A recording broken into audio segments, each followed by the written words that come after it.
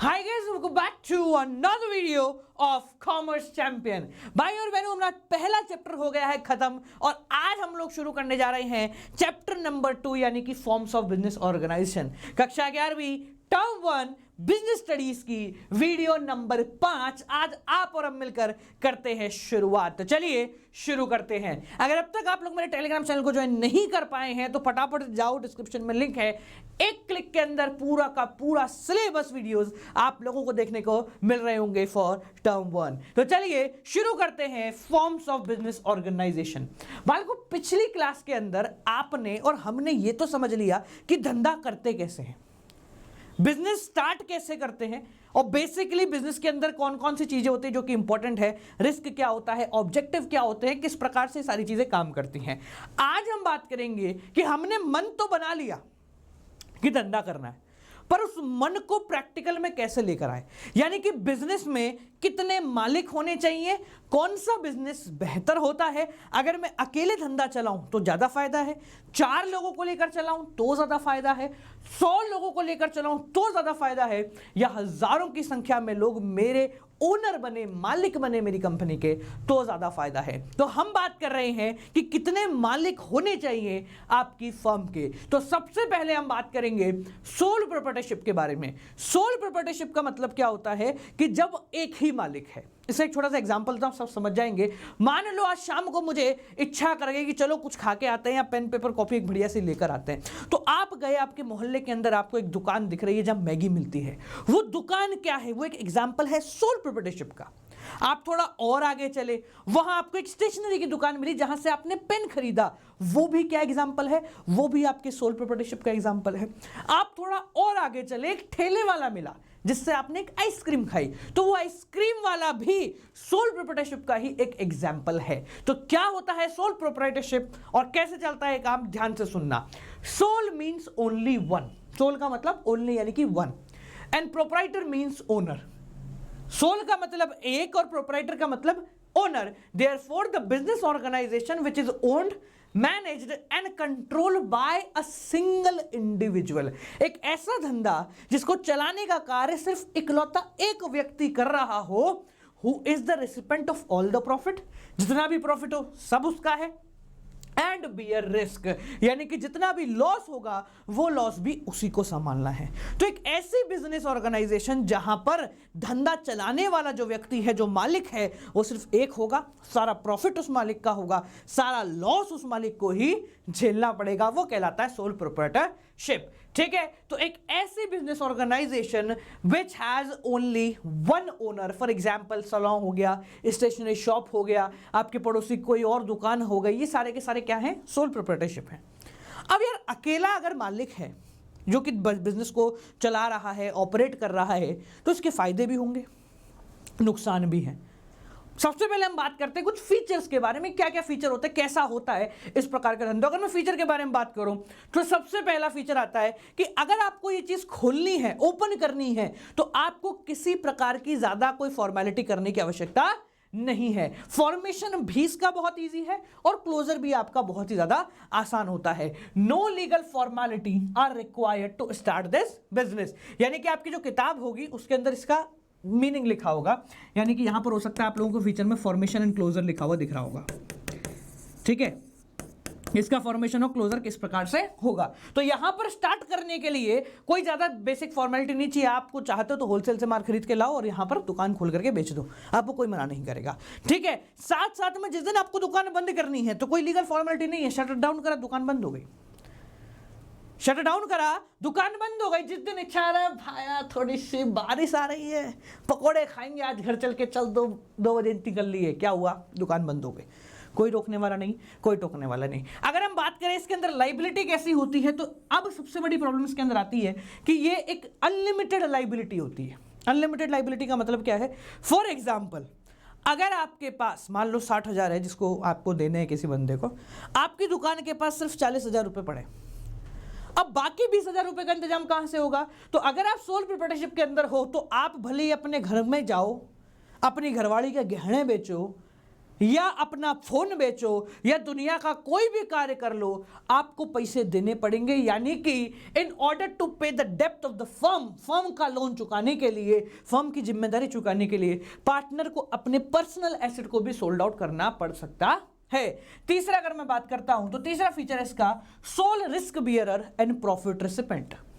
यानी कि यहां पर क्योंकि इकलौता ही मालिक है तो वही सारा का सारा लॉस भी लेगा और वही सारा का सारा प्रॉफिट भी लेगा। वही लॉस संभालेगा, लॉस होगा पूरा उसका है, प्रॉफिट होगा वो भी पूरा का पूरा उसका होता है। अगर अपन बात करें कंट्रोल के बारे में, क्योंकि प्रॉफिट उसका है, लॉस उसका है, मालिक वो एक है, तो इस पर्टिकुलर ऑर्गेनाइजेशन के अंदर पूरा का पूरा रोल, पूरा का पूरा कंट्रोल उसी इंडिविजुअल व्यक्ति का यहां पर चलता है। अगर आप बिजनेस में जाते हैं, बिजनेस स्टडी जब हम पढ़ रहे हैं तो कॉन्सेप्ट थोड़े से अलग हो जाते हैं। जैसे कि अकाउंट्स के अंदर आपने कॉन्सेप्ट पढ़ा होगा जिसमें हम कहते हैं सेपरेट लीगल एंटिटी।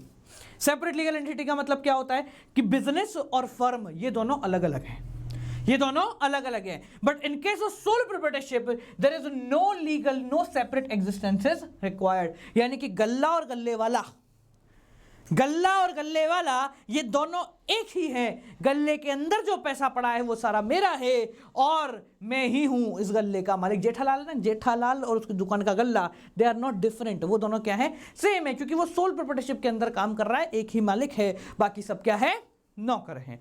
अगर हम बात करें कि बिजनेस चलता कितना है तो हम कह सकते हैं कि जो बिजनेस है वो बहुत कम चलता है। यानी कि अगर हम लाइफ ऑफ बिजनेस के बारे में बात कर रहे हैं तो अगर सोल प्रोप्राइटरशिप है तो लाइफ ऑफ बिजनेस थोड़ी सी कम होती है। जेठालाल का एग्जांपल लो, भाई साहब बोले वो क्या है, वैलेंटाइन डे है तो बोले वो हवन कर रहे हैं, तो बोले दुकान की छुट्टी हो गई। बोले आज संडे है, बोला जलेबी फाफड़ा खाना भाई, दुकान की छुट्टी हो गई।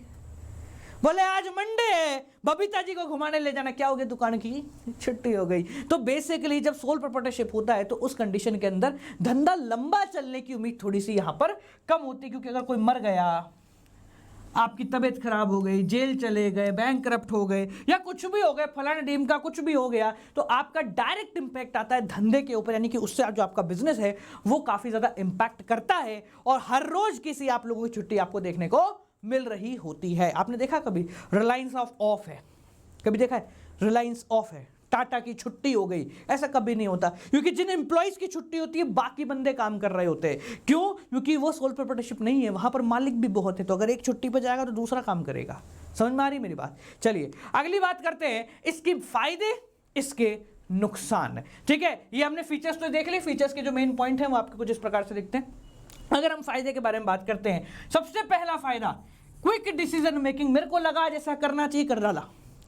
जेठालाल को लगा आज एक ऐसी स्कीम निकालते हैं कि भैया तू अगर फ्रिज लेगा, एसी लेगा तो तेरे को अनलिमिटेड गोलगप्पे खाने को मिल रहे होंगे। ये क्या है, ये एक क्या है, क्विक डिसीजन मेकिंग, कि मेरे दिमाग में आया, मैं इंस्टेंट क्या ले लिया, डिसीजन ले लिया। अगला कॉन्फिडेंशियलिटी ऑफ इंफॉर्मेशन, मेरे धंधे की जानकारी मेरे को ही है, दुनिया का और कोई व्यक्ति नहीं होगा जिसको मेरे धंधे की जानकारी होगी सिवाय मेरे, क्योंकि सोल प्रोप्राइटरशिप के अंदर कोई भी लीगल टर्म ये नहीं कहती है कि आपको अपने अकाउंट्स को डिस्क्लोज करना है। आपका अकाउंट आपके पास है, आप बस प्रॉफिट बता दीजिए जिसके बदले में आप टैक्स दे रहे होंगे।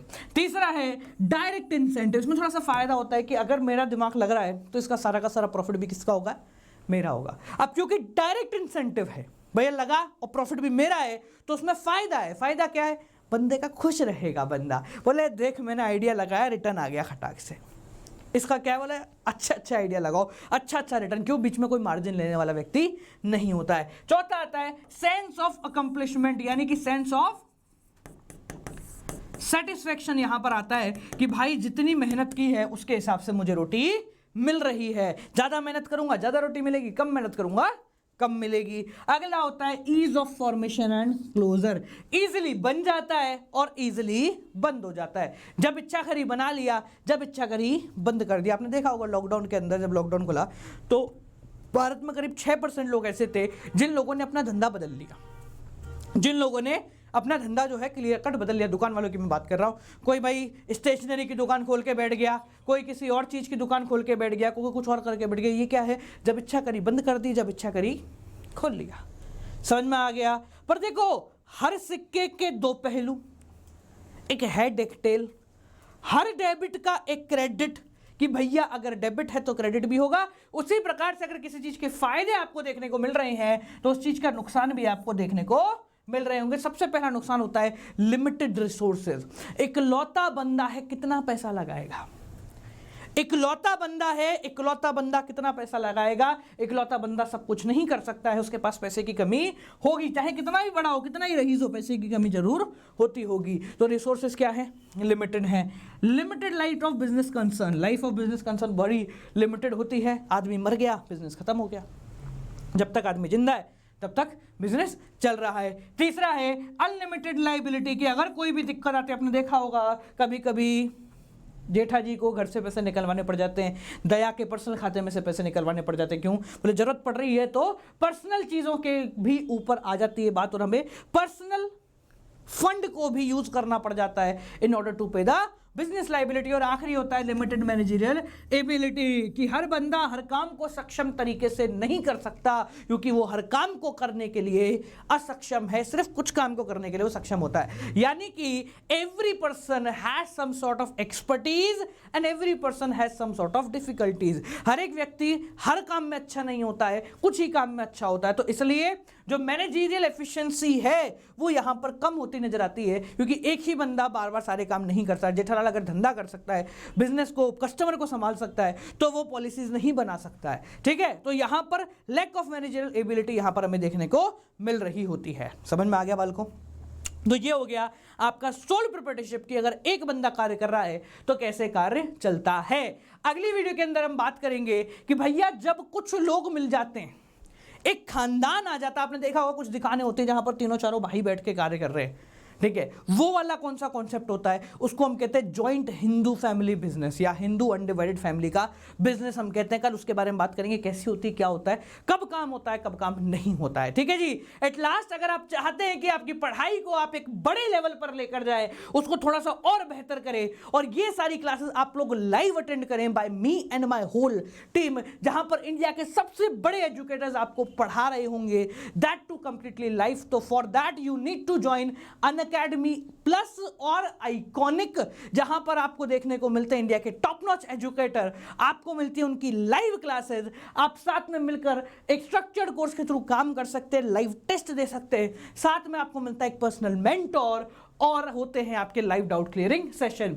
ये सारी फैसिलिटी आपको मिलती है एक बहुत ही मिनिमम प्राइस के अंदर, और अगर आप लोग मेरे थ्रू जाते हैं तो उसके लिए आपको कोड इस्तेमाल करना है गौरव जे। जैसे ही आप ये वाला कोड लगाएंगे आपको 10% ऑफ मिलेगा। ठीक है, साथ साथ में इस कोड को लगाने का एक फायदा और है कि जैसे ही आप ये कोड लगाते हैं तो आप एंटर कर रहे होंगे हमारी नो डाउट आर्मी के अंदर। नो डाउट आर्मी कक्षा 12वीं की एक ऐसी आर्मी थी जहां पर हम हजारों बच्चों को हैंड होल्डिंग सपोर्ट प्रोवाइड कराते हैं। अब ये आर्मी हम लोग क्लास 11th के अंदर भी प्रोसीड कर रहे हैं, जहां पर आपको 11th से पकड़ेंगे, 12th में साथ देंगे और फ्यूचर के लिए तैयार करेंगे। तो भैया इस आर्मी में घुसने का एक ही तरीका है, यू टेक अनअकैडमी प्लस और आइकॉनिक सब्सक्रिप्शन यूजिंग कोड गौरव जे। प्लस थोड़ा सा फाइनेंशियली आपको बेटर पड़ेगा, जहां पर आपको एक पर्सनल मेंटर और लाइव डाउट क्लियरिंग सेशन नहीं मिलेगा, बाकी सारी फीचर्स जो है आप लोगों के लिए अवेलेबल रहते हैं। 10% ऑफ आपको यहां इस कोर्स से भी मिल जाएगा। बिल्कुल, मिलते हैं आप लोगों से अगली क्लास के साथ। इंतजार करें कि चैप्टर नंबर 1 से रिलेटेड हम लोग एमसीक्यू क्लासेस को बड़े जल्दी ही प्रोसीड करने वाले होंगे, जहां पर आपकी होंगी लाइव एमसीक्यू क्लासेस। बात करेंगे कि सारे काम कैसे होते हैं, किस प्रकार से प्रोसीड किए जाते हैं। Till then guys, keep on watching, good night, bye bye, नमस्कार।